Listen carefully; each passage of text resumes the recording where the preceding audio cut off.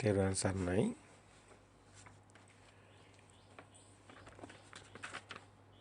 උපාදා පරිතස්සන සූත්‍රය. සංයුත්ත නිකායේ තුන්වෙනි කාණ්ඩයේ බුද්ධ ජයන්ති ත්‍රිපිටක මාලාවේ 15 වෙනි ග්‍රන්ථයේ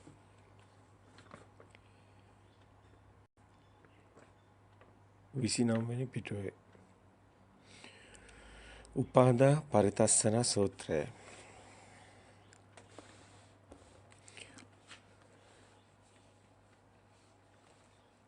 මීට කලින් අපි ඔබට පැහැදිලි කරා මේ පටිසල්ලාන සූත්‍රය. ඒ වගේම මීට කලිනුත් අපි මේ උපාදා පරිතස්සන සූත්‍ර පැහැදිලි කරා. නමුත් මෙතනදී ඔබට අපි පැහැදිලි කරන්න හදන්නේ මේ බුදුන් වහන්සේ පෙන්වන මේ ධර්මයේ ඇත්තටම මේ අනාත්ම ධර්මයේ මෙතන ආත්ම කතාවක් නැති බව අපි දිගින් දිගට පැහැදිලි කරනවා. ඔබට අහන්න ලැබෙනවා. ඒත් බොහෝ අයට ගැටලුවක් තියෙනවා. බොහෝ අයට මේ ආත්ම සංඥාවෙන් ඒ ආත්ම සංඥාවෙන් ගිලිහෙන්න හැකියාවක් ලැබෙන්නේ. මොකද ඊට වැඩිය තදින් වැදිලා තියෙනවා මේ ලෝකයක් තියෙන බවට, ආත්මයක් තියෙන බවට. ඒ නිසා මේ අයට මේ අනාත්ම ධර්මයේ සැකසහිතයි. නමුත් බුදුන් වහන්සේ මනාකොට පැහැදිලි කරනවා මෙතන ආත්ම කතාවක් නැති බව, මෙතන අනාත්ම ධර්මයක් බව. ධර්මතාවයක් පමණයි කියන එක. පටිසල්ලාන සූත්‍රය තුළ මේ වචන ලොකු නැහැ. මේවා ගොඩාක් ලොකුවට බරට දකින්න එපා. පටිසල්ලාන සූත්‍රය තුළ බුදුන් වහන්සේ ඇත්තටම වටිනා ඔබට වටිනා විශාල මේ ධර්මයේ තුළ වටිනාම තැන. සමහර විට ඔබට ඒ වටිනා කාරණා කීපයක් හමු වෙනවා. සමාජයට අවදි වෙන්න ඕනි කාරණා. අතන අපිට ඇත්තටම තේරෙන්නේ නැහැ ඇයි මේ භික්ෂුන් වහන්සේලා මෙච්චර මේ ලෝකයේ ඇත්ත කරගෙන මේ තාම මේ ධර්මයේ අඳුනා ගන්න නැතුව මේ ධර්මයේ කියලා මේ බුද්ධ ධර්මයේ කියලා මේ සමහරලාට මේ දේශනා කරන දේවල් කොහෙත්ම ගැලපෙන්නේ නැහැ. ලෝකයේ ඇත්ත කරගත්ත තැනක බුද්ධ ධර්මයක් නැහැ. ඔබට මේ පටිසල්ලාන සූත්‍රයේදී බුදුන් වහන්සේ පැහැදිලි කරා මහණෙනි මේ සස්නේ මහණ ඉදබික්කවේ බික්කෝ ඉදබික්කවේ බික්කෝ අභිනන්දති අභිවජති අජ්ජෝසාය තිට්ඨති කිංච අභිනන්දති අභිවජති අජ්ජෝසාය තිට්ඨති රූපං අභිනන්දති අභිවජති අජ්ජෝසාය තිට්ඨති තස්ස රූපං අභිනන්දති අභිවජති අජ්ජෝසාය තිට්ඨති උපජ්ජති තස්ස රූපං අභිනන්දති අජ්ජෝසාය තිට්ඨති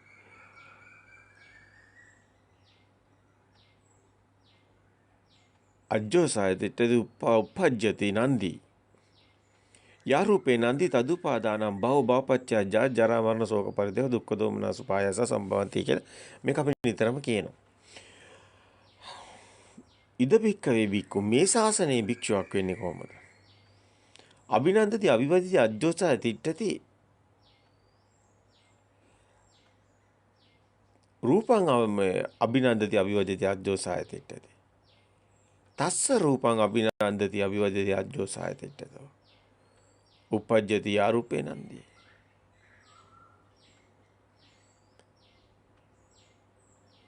එතකොට මේ කුමක් අභිනන්දනය කරනවද? කුමක් මේ රූපේ. එතකොට මේ රූපේ කියන එක තමයි මේ ගොඩක් පටලවගෙන තියෙන්නේ. මේ පොත් ලියාගෙන තමයි පටලවගෙන තියෙන්නේ. මේ ඇත්තටම මේ මෑත කාලේ ලියවුණු මේ රූපේ කියලා මේ රූපකාණ්ඩ 28 මේ රේණුකා චන්ද්‍රබල හාමුදුරන්ගේ පොත් ගොඩක් අය කියවනකොට ඒගොල්ලෝ හිතන්නේ මේ හැමෝම හිතන්නේ මේ රූපේ තමයි මේ රූපකාණ්ඩ 28 තමයි අවබෝධ කරගන්න ඕනේ කියලා. ඊට පස්සේ සිලබස් එකක් වගේ එකක් හම්බ වෙනවා රූපකාණ්ඩ 28ක්. ඊට පස්සේ රූපකාණ්ඩ 28 ගැන හොයනවා. ඔච්චර පටලව ගත්තොත් මේ ධර්මයේ ඔබට හොයාගන්නව බැරි වේවි. එහෙම දෙයක්ද මේ කියන්නේ? මේ රූපේ කියන්නේ අපි මනාකොට ඔබට පැහැදිලි කරා ශබ්ද රූප, වර්ණ රූප, ගන්ධ රූප, රස රූප, පොට්ටබ්බ රූප. එහෙනම් වර්ණ සංඥා, ශබ්ද සංඥා, ගන්ධ සංඥා, රස සංඥා, පොට්ටබ්බ සංඥා. එන රූප ආරම්මණයයි රූපේ කියන්නේ. ආරම්මණය කියන්නේ මේ සිතට එන අරමුණයි. මේ මුළු ධර්මයේම සිතට එන අරමුණයි කියලා අපි ඔබට පෙන්වුවේ ඒක නිසායි. නිසා පටිසල්ලාන සූත්‍රයේදී අපි ඔබට පැහැදිලි කරා මේ යා රූපේ නන්දි තදුපාදාන භව. මේ භවය කියන්නේ මේ මරලා ඉපදෙන කතාවක් නෙමෙයි. රූපය අල්ලගත්තොත් මේ මොහොතේ දෙයක්ද ගන්නේ ආරමුණක්ද ඒ ආරමුණ ඇත්ත කරගත්තොත් එතනයි භවේ. ඒ රූපය කියන්නේ ආරම්මණයයි. ආරමුණයි. ඒකයි ශබ්ද රූප, වර්ණ රූප, ගන්ධ රූප, රස රූප, පොට්ටබ්බ රූප කිව්වේ. ඒක ඒ සූත්‍රය තුලත් ඔබට දකින්න ලැබෙනවා. පැහැදිලිවම රූපේ පතයිද මනවයි කියයිද අභිනන්දති අද්දෝසයි තිට්ඨති කියනකොට පතයිද මනවයි කියයිද බැස ගැනීද රූපේට. රූපය ඇත්ත කරගනීද. යා රූපේ නන්දි. ඒකට තෘෂ්ණාව ආකාසාවක් තණ්හාවක් ඇති වෙනවා. ඒකට ඇලෙනවා, ගැටෙනවා. ඒ ඇලීමයි යා රූපේ නන්දිය. රූපේ ඇත්ත වීමයි. රූපෙට බැඳීමයි. රූපේ බල ගැන්වීමයි. ආත්මීය දැනීම ඇති වෙන හැටි මේ තියෙන්නේ. ඒ රූපේ යම් තෘෂ්ණාවක් වෙන මේමයි උපාදානය කියන්නේ. ඒ රූපේ යම් තෘෂ්ණාවක් වෙන ඒමයි උපාදානය කියන්නේ. දැන් මේක තේරුම් කරනකොටත් ඒක ලියනවා ඒ විදිහට පැහැදිලි. එන උපාදානය කියන්නේ මේ රූපේ අල්ලගත්තේ. යා රූපේ නන්දි තදුපාදානං භව අනීගවට එනවා. උපාදාන ප්‍රත්‍යයෙන් භවයට ගනි. මේ මොහොතේමයි එතකොට මේ දෙයක් තියෙනවා කියලා ගැනීමයි භවය. මේකේ තර්ක විතර්ක වැඩක් නැහැ. ඔබ දැස් අරින්න විතරයි තියෙන්නේ. ඔබට ගැටලු තියෙනවා නම් ඒ ඔබගේ ගැටලුව තියෙන්නේ ඔබට අවබෝධයේ මදිකම නිසායි. හොඳින් ප්‍රත්‍යක්ෂතාවයට එනකොට ඔය දැනුමෙන් හිත ගියාම තමයි ඔය තර්ක විතර්ක සැක සංකා සේරම. තමන්ගේ නුවණට මේක ආස් වෙලා තමන්ට ප්‍රත්‍යක්ෂතාවයට අභ්‍යන්තරයට දැනෙන්න ගන්නවා. ඥානෙට ආස් වෙනවා. අනේ මොනොත් ඔබට ඒක සැක සංකා දුර වෙනවා. යා රූපේ නන්දි තදුපාදානම් භව කියපේක තමයි උපාදාන ප්‍රත්‍යයෙන් ඔහුට භවය හටගනි. මේ තේරුමත් ඒ විදිහට බුද්ධ ධර්ම ත්‍රිපිටකයේ තියෙනවා. භව ප්‍රත්‍යයෙන් ජාතිය හටගනි. ජාතිය ප්‍රත්‍යයෙන් ජරා මරණ ශෝක පරිදේව දුක්ඛ දෝමනස්ස සියල්ලම හටගනි. ඒක පැහැදිලිවම තියෙනවා. මේක සූත්‍රෙත් බැලුවම පටිසල්ලාන සූත්‍රය පැහැදිලි කරනකොටත් ඒ විදිහටම පැහැදිලි කරනවා. භව ප්‍රත්‍යයෙන් ජාතිය, ජාතිය ප්‍රත්‍යයෙන් ජරා මරණ, ශෝක පරිදේව, දුක්ඛ දම්මනස පායසෝ හටගනි. මෙසේ දුක හටගනි. ඒව මේ තස්ස කේවලස්ස දුක්ඛස්ස සමුදය හෝති. මේ තමයි පිරිසිදු ශ්‍රී සද්ධර්මයයි. නුවණින් දැකිය යුතුයි. දැන් උපාදා පරිතස්සනා සූත්‍රයේදී බුදුන් වහන්සේ ඒක තවත් ටිකක් හොඳින් පැහැදිලි කරනවා. එතනදිත් ඒ විදියමයි. ඉද බික්කවේ දැන් කියන කතමංච බික්කවේ උපාදාන පරිතස්සනා හෝති. මහණෙනි උපාදානයේ වන පරිතස්සනාව කෙසේද යත්. ඉද බික්කවේ අස්සතව පුතග්ජනෝ අරියාණං අදස්සාවි අරිය ධම්මේ ස අකෝවිදෝ අරිය ධම්මේ අවිනීතෝ සප්පුරිස ආනන්දස්සාවි සප්පුරිස ධම්මස්සකෝ විදෝ සප්පුරිස ධම්මේ අවිනීතෝ රූපං අත්තතෝ සමනුප්පස්සති. රූපය ආත්මය කියලා ගන්න. රූපවත්තං වාතතෝ සමනුප්පස්සති. රූපය තුල ආත්මයක් තියෙනවා කියලා ගන්න. අත්තානි අත්තනී වා රූපං සමනුප්පස්සති. ආත්මය තුල රූපයක් තියෙනවා කියලා ගන්න. රූපස්මින් වාත්තාන සමනුප්පස්සති. ආරූපේම ආත්මය කියලා ගන්නවා. ආත්මේම රූපය කියලා ගන්නවා. තස්සතං රූපං විපරිණාමಂತಿ අඤ්ඤතා හෝති තස්ස රූප විපරිණාමඤ්ඤතා භාවා රූප විපරිණාමානු පරිවර්තති විඥානං හෝති තස්ස රූප විපරිණාමානු පරිවච්ඡතා තස්සතා ධම්ම සමුප්පාදා චිත්තං පරියාදාය තිට්ඨතන්ති චේතසෝ පරියාදාන උත්තාසවාච හෝති විගතවාච අපකේ කච්චාච උපාදායච පරිතස්සති. දැන් මෙතන පැහැදිලි කරනවා දැන් අර විදිහටම රූපේ මාත්මය කියලා ආත්මයම රූපේ තියෙන රූපේ මාත්මය තියෙන ආත්මය තුළ රූපයත්. ඒ කියන්නේ මෙතන පොත තියෙනවා නම් පොතමයි මම කියන්නේ කියන අපි කියවන කෙටියෙන් ඒකම තමයි මේ කියන්නේ. රූපං අත්තතෝ රූපේම ආත්මය කියලා දන්නවා ආත්මයමයි රූපේ රූපේමයි ආත්මය ආත්මය තුළ රූපේ තුළ ආත්මය. දැන් පොතට මේක ගත්තොත් මේසට ඒක ගත්තොත් තියෙනවා කියලා ගත්තොත් එතනමයි මමත් ඉන්නේ. ඒකමයි ආත්මය වෙන එකක් නෙමෙයි. දෙයක් තියෙනවා කියලා ගත්තොත් ඒකමයි ආත්ම සංඥා. ඕක දෙයක් කියලා දැන් අපි ගන්නේ පොත මේසෙන් දැන් තමන්ගේ රූපෙත් කණ්ණාඩියෙන් දැක්ක එකට මොකද වෙන්නේ? ඒකත් ඒ විදිහටමයි එන්නේ. ඒකත් දෙයක් කියලා ගත්තා තියෙනවා කියලා ගත්තා ඒකමයි ආත්මය කියලා ගත්තා. ඒක තුල ඒකමයි ආත්මයක තියෙනවා කියලා කියීමයි ආත්මය කියන්නේ. රූපේමයි ආත්මය ආත්මයමයි රූපේ රූපේම තුල ආත්මයක් තියෙනවා ආත්මය තුල රූපයක් තියෙනවා. දෙයක් කියලා ගත්තොත් ඒකමයි ඒකෙන්තර මමෙක් නැහැ ආත්ම කතාවක් නැහැ. නෝකයි අතන හොඳින් පැහැදිලි වෙන්න ඕන ලියා ගන්න ඕනි තැන. ඊට පස්සේ කියනවා අර තේරුම දැන් අර පැහැදිලි කරපු කාරණාව ඔහුගේ රූපේ පෙරළේ අඤ්ඤතාභාවය අඤ්ඤතාකාරයකටපත් වෙයි. ඔහුගේ රූපේ පෙරළීම අඤ්ඤාකාරයකටපත් වීම කර්ම දැන් මෙතනදී අඤ්ඤතාභාවයටපත් වීම රූපේ පෙරළීම අඤ්ඤාකාරයටපත් වීම පෙරළු තණ්හා අනතස්සනාව අර පරිලායේ දායේ ඇලෙනින් ගැටීම සිද්ධ වෙන්නේ.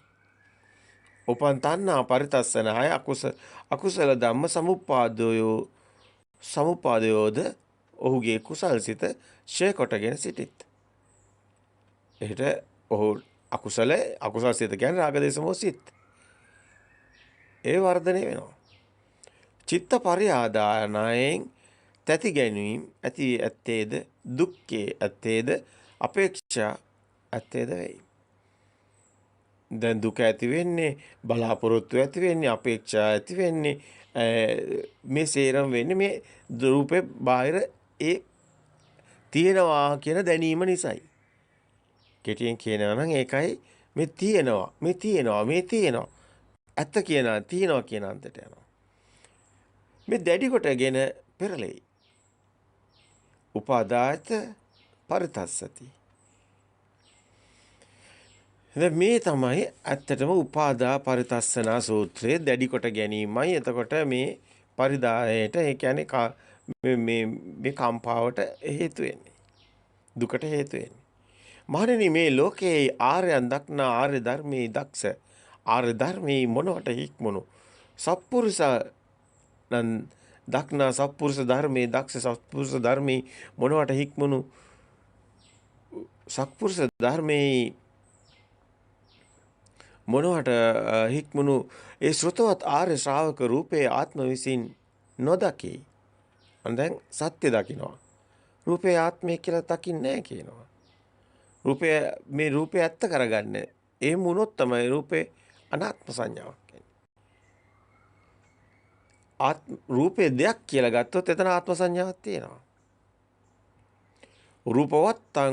රූපවත් ආත්මය හෝ නොදකි. රූපේ ආත්මය ඇතයි හෝ නොදකි. රූපේ ආත්මය ඇතයි හෝ නොදකි. ඔහුගේ ඒ රූපේ පෙරළේ අන් අයුරු වෙයි. රූපේ විපරිණාම අන්‍යතා භාව හේතුවෙන් ඔහුගේ මෙන්න මේක මේ දිගටම පැහැදිලි කරන වචනයක් තමයි මේ කර්ම විඥානේ. රූපයගේ විපරිණාමයේ අනුව පෙරළෙන සුළුයි. මේ කර්ම මෙතනදී කියනවා ඔහුගේ කර්ම විඥානේ රූපේ විපරිණාමයේ අනුව පෙරළෙන සුළු වෙයි. මේ කර්ම විඥානේ කියන වචනේ නම් හැබැයි මේ සූත්‍රය තුළ පැහැදිලි වෙන එක තැනකවත් නැහැ. ඒ කර්ම විඥානේ කියන වචනයක් නැහැ. මේක කලින් අවස්ථාවේදීත් පැහැදිලි කරනවා මේ විදිහටම කලින් ඡේදයේදීත් මුල් ඡේදයේදීත් පැහැදිලි කරනවා රූපේ පෙරළෙන අනුව යෑම ඒ විදිහටම පැහැදිලි කරනවා. එතන කර්ම විඥානයක් බැසගනි. මේ වීමේ කර්ම විඥානේ රූපේ පෙරළෙන අනුව පෙරළෙන සුළු වෙයි. මේ කර්ම විඥානය කියන එකක් හැබැයි මේ සූත්‍රය තුල නම් සඳහන් වෙන්නේ නැහැ. ඒක පරිවර්තනය කරනකොට ඒ දෘෂ්ටිය අනුව බැස දාන වචනයක් තමයි මේ දෙයක් කියලා ගත්තොත් එතන කර්ම විඥානයක් තියෙනවා කියන්නේ. මේ වචන ගොඩක් හරි පරිස්සමෙන් ගන්න. මේ වචන නිකන් හොඳ වචන පමණයි. වචන කියන්නේ පරම සත්‍යයක් නෙමෙයි. ඒතකොට දෙයක් කියලා ගත්තොත් තමයි ඒකට දෙයක් කියලා ගත්තොත් ඒකට ඇලෙනවා ගැටෙනවා කියන්නේ එතන රාග දේශ මොහ සිතට ගන්නවා. ඒ කියන්නේ එතන හොඳ කරොත් හොඳ තැනක නරක කරොත් නරක තැනක මේ කර්ම විපාක කතාවක් ඔතනින් අපි අර අර අපි හදාගෙන තියෙනවා කර්මඵල භූමියක් හදාගෙන ඉන්නවා. මේ මොහොත කරොත් හොඳ තැනක නරක කරොත් නරක තැනක කියලා කර්ම භූමිය. ඒ අදහසින් තමයි මේ කර්ම විඥානය කියන වචනේත් භාවිතා වෙන්නේ. කර්ම විඥානය.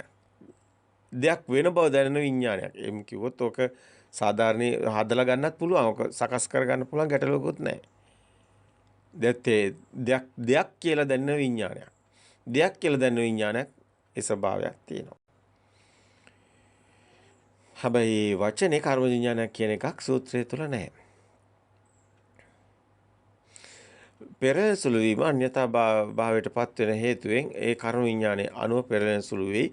ඔහුගේ රූපයාගේ විපරිණාමය අනුව පෙරළෙන සුළු ඒ තෘෂ්ණා පරිතස්සනාද අකුසල ධර්ම සමුදයෝද ඒ හේතුවෙන් හට මේ ඔහුගේ සිතේ සත්‍ය දකින්න තැන හට නොගනී. සිත දැඩිව නොගෙන සිටී. ඒ පරිතස්සනා දැන් තෘෂ්ණා පරිතස්සනාද අකුසල ධර්මයෝ සමුදයෝද ඔහුගේ සිත දැඩිවගෙන නොගැනීමෙන් නොවිතයි මේ රූපය ඇත්ත කරගෙන නොගත්තොත්. ඒ කියන්නේ තණ්හාව කියන්නේ අපි දන්නවනේ තණ්හාව ඇලෙන ස්වභාවය. ඒ ස්වභාවයේ තියෙන නිසා 10ක් අට ගන්නවා. ඒක ඕනි ඒක නැතුව බෑ කියන අන්නේ ඒ ඇයි පරිතස්සනාව. උපාදා පරිතස්සන උපාදා නිසා ඇති වෙන ඒ ඕනකම පරිතස්සනාව. වැළපීම මේක නැත්තම් පරිදාය වචන ගොඩක් විතරයි අල්ලනකොට එන එක. මෙන්න මේ ස්වභාවයේ පරිතස්සනාද අකුසල ධර්ම සමුදයෝ ඔහුගේ සිත දැඩිව නොගැනීමෙන් චිත්තයාගේ අපරිදාය දැඩිකට නොගැනීම හේතුවෙන් ඒ තැති ගැනීම ඇති නොවේ. දුක ඇති නොවේ. දුක සහිත නොවේ. ඇලීම් සහිත නොවේ. දැඩිකට නොගැනීම හේතුවෙන් ඒ මිදීම සිදුවේ. මෙන්න මේ එතකොට පරිතස්සනා සූත්‍රය තුල පෙන්නනවා මේ කාරණාව මනාකොට. ඉද බික්කවේ අපේ සූත්‍රය බැලුවොත් ඉද බික්කවේ කියපු ඡේදයේ පාලි ස්වභාවයෙන් බැලුවොත් ඉද බික්කවේ සුතවාරිය ශාවකෝ අරියානන්දස්සාවි අරිය ධම්මේසු අක්කෝවිදෝ අරිය ධම්මස්ස කෝවිදෝ අරිය ධම්මෝ සුවිනීතෝ සප්පුරිසානන්දස්සාවි සප්පුරිස ධම්මස්ස කෝවිදෝ සප්පුරිස ධම්මෝ සුවිනීතෝ න රූපං අත්තතෝ සමනුප්පස්සති න රූපවත්තං වාත්තතෝ සමනුප්පස්සති න අත්තනී වා රූපං සමනුප්පස්සති න රූපස්මින් වාත්තානං සමනුප්පස්සති තස්සතං රූපං විපරිණාමಂತಿ අඤ්ඤතා හෝති තස්ස රූප මඤ්ඤතා භාවන රූප විපරිණාමානු පරිවර්තති අර තස්ස රූප විපරිණාම මඤ්ඤතා භාව කියන වචනේ මෙතන තියෙනවා. මේ මඤ්ඤණාවට ලක්වන්නේ නැහැ. රූප විපරිණාම තුළ නැවත ඒක ඇලීමට මෙනීවීමට හේතු නැති වෙනවා. සත්‍ය දකිනවා නම් රූපය කියලා ඇත්තන කර නොගැනීමයි හේතුව. රූප විපරිණාමානු පරිවර්තති इति විඥානං හෝති. රූප විපරිණාම පරිවර්තති इति විඥානං හෝති තස්ස රූප විපරිණාමානු පරිවර්ජන්තා පරිතස්සන ධම්ම සමුප්පාදා චිත්තාං න පරියාදාය තිට්ඨಂತಿ. ඒ නිසා ඇති වෙන 10 ඇලීම තණ්හාව ඇති වෙන්නේ නැහැ. චේතසෝ අප්‍රියාදානාන චේච උත්තාසවා හෝති න විගතවා න අපකෙක්වා අනුපාදාච න පරිතස්සති. මෙන්න මේ උපාදා පරිතස්සන සූත්‍රය තුල පෙන්නන්නේ රූපය ඇත්ත කරගත්ත තැන මේ එන අරමුණ ඇත්ත වෙලා දෙයක්. අපි ගත්තොත් දැන් උදාහරණයක් විදිහට දැන් මේ මොහොතේ බිත්තිය දකිනවා. පොත දකිනවා. අපි නිතරම ගන්න උපමාව. පොත තියනවා කියලා ගත්තොත් ඒකට අන තණ්හාවක් උපදිනවා. ඇලෙනවා ගැටෙනවා. පොත තියනවා කියන එකමයි සමුදේ. ඒ මොනොත් දුකට ගන්නවා. හැබැයි එහෙම සත්‍ය දකිනවා නම් මේ එන රූප ආරම්මණය ඇත්ත කරගන්න නැත්නම් එහෙම දෙයක් නැති බව දකිනවා. අන්න නිරෝධේ. අපි මේ ශබ්ද වර්ණ වලින් හැදුණු එකක් බාහිර නැහැ. සංකාරයක් බාහිර හම්බෙන්නේ නැහැ. එහෙම අපි බාහිර ඇත්ත කරගත්ත එකම තමයි එතකොට අපිට තණ්හා උපදින්න හේතුව. අර කර්ම විඥානය කියන එක වචනේ දැම්මේ ඕන නිසායි. ඒක ඇත්ත කරගත්ත නිසා තමයි ශෝක පරිදේව දුක්ඛ දෝමනස සේරම තියෙන්නේ. යාරූපේ නන්දි තදුපාදානම් බව බවපච්චය ජරා මරණ ශෝක පරිදේව කිව්වේ ඒ නිසායි. එහෙම වුණොත් තමයි මේක ඇත්ත දැක්කොත් තමයි නේතමම නේසවමසි නොමේසව අත්තා කියන තැනට එන්නේ. මම මගේ ආත්මය කියලා දෙයක් හැදෙන්නේ. හැබැයි පොත තිබ්බොත් ඒ පොත තියෙනවා කියන්නේම ඒකමයි ආත්මේ මම කියන්නේ. පොතෙන් තොර මමෙක් නැහැ කිව්වේ ඒ නිසායි. එහෙනම් අපි බාහිර අපිට මේ දකින්න ඇහෙන දැනෙන කිසිවක්ම ඒ මොහොතේම සත්‍යයක් නොවන බව දැකීමයි ඔබගේ නිවන් මඟ වන්නේ. එයයි ඔබගේ ප්‍රතිපදාව විය යුත්තේ. එහෙනම් ඒකට ධර්මයේ අවබෝධය ඉතාම වැදගත් වෙනවා. මේ මෙලෙස දකින්න කෙනාට තමයි ඇත්තටම මේ දුකින් මිදීම සිද්ධ වෙන්නේ. ඉතින් ස්කන්ධය කියලා දැන් සූත්‍රයේ තුල වේදනා සංඥා සංකාර විඥාන කියන මේ ස්කන්ධය කියලා අරගෙන ඒ වචනෙන් වචනට මේ විදිහටම කියනවා. මොකද දෙයක් කියලා ගන්න මේ වේදනා සංඥා සංකාර එකතු වීම නිසා. දැන් මේ පොත්වල මොනවා ලිව්වත් පොත්වල කොහොම ලිව්වත් මේවා කොයි විදිහට ලිව්වත් ඒක අවබෝධයට ඔබට ඒ කොහොම ලිව්වත් ඒක අදාළ නැහැ. ඔබගේ අවබෝධය සිද්ධ වෙන්නේ ඔබගේ අවබෝධ වෙන රටාවට ඒ ස්වභාවයට අනුවයි. ඒ අනුව ඔබට වැටේනවා නම් ඇත්තටම මෙතන දෙයක් නැති බව දෙයක් කියලා ගත්තොත් ඒකමයි ආත්මය කියන එක ඔබ මේ නිවන් මඟ මනාකොට හඳුනගෙන තියෙනවා. එයමයි චතුරාර්ය සත්‍ය. දෙයක් තිබීමයි සමුදය. දෙයක් තියෙන කියලා ගැනීමමයි දුක. දෙයක් නැති බව දකිනම් අන්න නිරෝධය. ඒ දැකීමයි මාර්ගය. හැබැයි මේ ශබ්ද වර්ණ කියලා ආයතන වලින් එකතුන ශබ්ද වර්ණ ගන්ධ රස පහස උණුසුම සීතල තදගතිය කියලා ඒ ద్వාර ඔස්සේ එන ඒ සෙන්සස් වල ප්‍රසාද ටික එකට එකතු වෙනවා. ඒ එකතු වීමයි සංඛාරා. ඒ නිසයි මනෝ විඤ්ඤාණය නිසයි දෙයක් කියලා ගත්තේ කියලා. ඒ එන ආරම්භණය තුළ මේ කතාව තියෙන්නේ කියලා. ඒ ආරම්භනේ ඒ රූප අනිච්චතෝ අනිච්චම් බන්තේ කියන්නේ ඒ දෙයක් කියලා ඒ ඇසට දැකලා දෙයක් කියලා පොත කියලා ගත්ත එක පොත කියලා ඔබට හමු නොවීමයි. ඉමිදීමයි නිරෝධය. අල්ල ගැනීමයි ඒ තමම මේසෝ අවශ්‍ය මේසෝ අත්තා. එමයි ආරූපේ නන්දි තදුපාදානම් බව. දෙයක් ඇත්ත කරගත්තොත් එතනට නන්දියක් ඇති වෙනවා. තණ්හාවක් ඔබද. දෙයක් නැති බව දැක්කොත් අන්න නේතම්මම නේසෝ අවශ්‍ය නමේසෝ අත්තා කියන තැන මම මගේ ආත්මය කියලා දෙයක් හම්බ වෙන්නේ නැහැ. තණ්හා මාන දිට්ඨි කියන්නේත් එහෙමයි.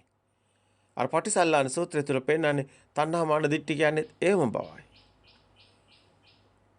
එතකොට මේ මොන විදිහට කතා කරත් අදිනන්දති අභිවදති අජ්ජෝසාය තිට්ඨති කිව්වත් තණ්හා මාන දිට්ඨි කිව්වත් ඒ තමම ඒසවමස් මේසෝ අත්තා කිව්වත් මම මගේ ආත්මය කියලා ගත්තත් මේ ඔක්කොම එකම කතාවයි. මෙතන දෙයක් කියලා දැනීමමයි ආත්මීය දැනීම. ඒකයි මේකේ ඔබ දකින්න සියුම්ම කෝණේ. අනාත්ම ධර්මයේ හමු වෙන්නේ මේ හැම මොහොතෙම ඒ හැම අරමුණකම ඒ කියන්නේ මේක අරමුණක් දකින්නවා කියන්නේ ෂණ සම්පත්තිය. ඒ ෂණේම ඇති වෙනව නැති වෙනව ඉපදීම මරණය ඔක්කොම තියෙන ෂණේමයි. ඇස් සරණකොට ලෝකෙම වෙනවා ඇස් වහනකොට ලෝකේ නැහැ කියන එක. පවතින ලෝකයක් නැහැ කියන එක. අපි එකගේ තියෙන ලෝකයක් නැහැ මහණෙනි කියලා. හේතු නිසා හට ගන්නවා හේතු නැතිව කිව්වෙත් ඒ නිසාම. ඒ නිසාම යේ ධම්මා හේතු භගවතේ සංහේතුන් තථාගතයන් වහන්සේ හේතුඵල දහමක් දේශනා කරයි කිව්වේ. කොහෙවත් නැහැ තථාගතයන් වහන්සේ කර්මඵලයක් දේශනා කරයි කිය. නමුත් මුළු සමාජෙම ගිලිලා ඉන්නවා කර්මඵලයක. ඒක මිත්‍යා දෘෂ්ටික සමාජයේ වෙලා තියෙන ඒ නිසයි. ඒ කර්ම વિશે අබෝධෝත්පාද කාලවලත් තියෙනවා. ඒ පන්සිල් රකින්නේවා අටසිල් රකින්නේවා ඒ මා මායා දේවිය බුදු කෙනෙක් නැති කාලෙත් කරා. ඒ බුද්ධ ධර්මයේ නෙමෙයි. අපි අද රැවටිලා ඉන්නවා. අපිට අද රැවටුණු තැන ලියා ගන්න බැරුව ඉන්නවා. අපිට අද උපාදාන වෙලා තියෙන අපේම අපි ඉපදෙනකොට මුකුත් දන්නවද නැහැ. ඉපදුනාට පස්සේ මේවා කොහෙන්ද බාහිරින් දාපුවා.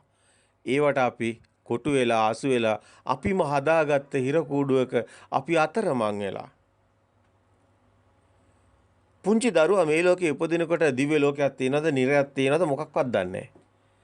ඇයි දරුවා සතුටින් නෙමෙයි දින්නේ? ඒ දරුවට ප්‍රශ්න තියෙනවද? ඉපදුණු ගමන් දරුවේ කිරිසියා කරනවද, වෛර කරනවද? ඔය ඉරිසියා කරන්නේ, වෛර කරන්නේ, ඔය දුෂ්ටකම් සේර වෙන්නේ කොහමද? මෙන්න මේ බෙදීම නිසායි. කොතනින්ද බෙදුනේ? අපේ මේ ඇලෙන ස්වභාවයයි සාසවිය ස්වභාවයයි මේ සියල්ලටම හේතුව. ඒ සාසවිය ගම් එකදී වෙන්නේ මේ සත්‍ය දැකන මිදෙන කොටයි.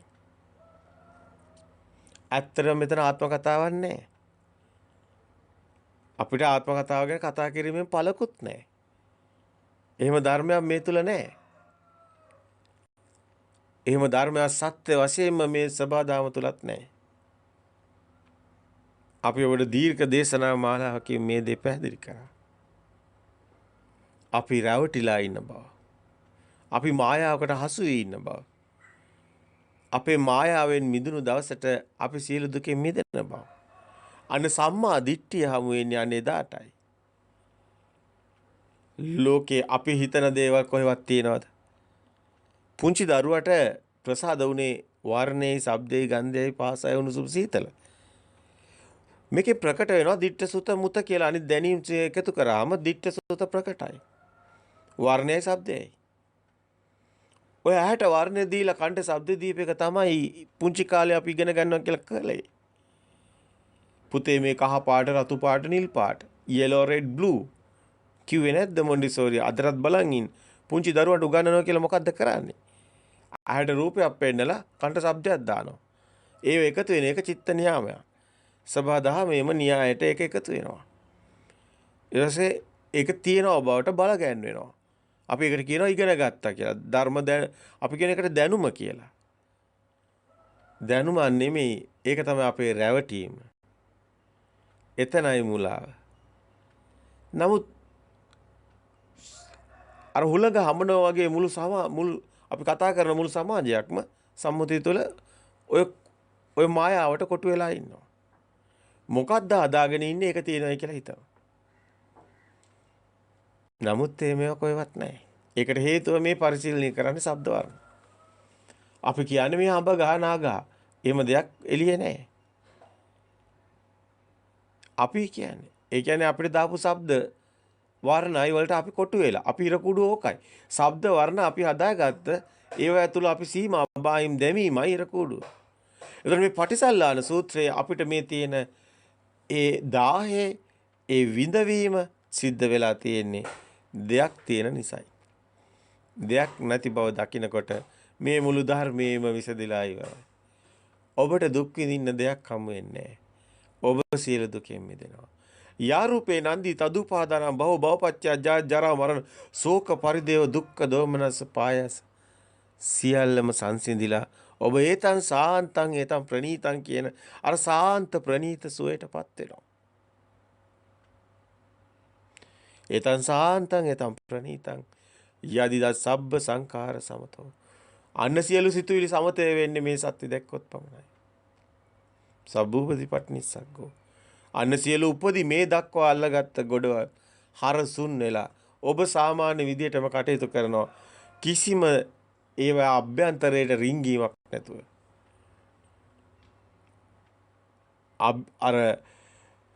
අර අභ්‍යන්තරයට රිංගන එක තමයි අර සබ්බේ ධම්මා නාලං අබිනිවේසා කියලා බුදුන් වහන්සේ පැහැදිලි කරන්නේ. සිතුවිලි වලට රිංගන්න එපා කියන එක. සිතුවිලි බල ගන්න එපා, මගේ කරගන්න එපා කියන එක. සිතුවිලි හුදෙක් සිතුවිලි පමණයි.